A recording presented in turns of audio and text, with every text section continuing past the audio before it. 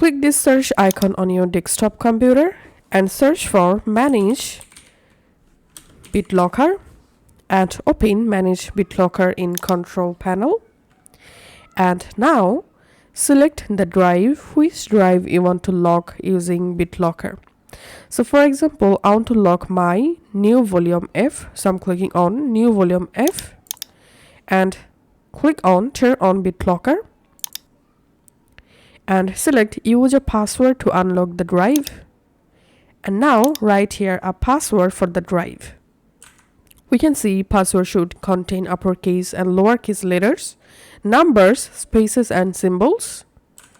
And then click on next. How do you want to back up your recovery key?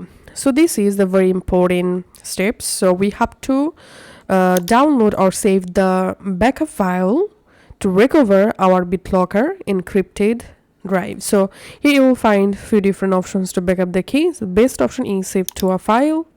Now select a location or drive where you want to save the backup file, then click on save and then click on next.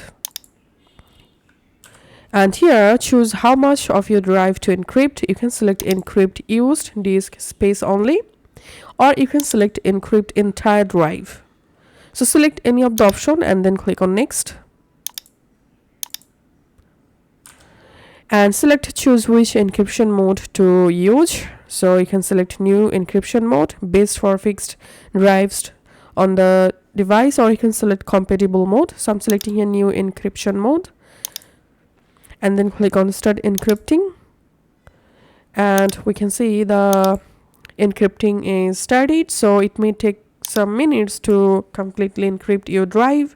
It depends on your drive all files size. And here we can see the drive is now locked.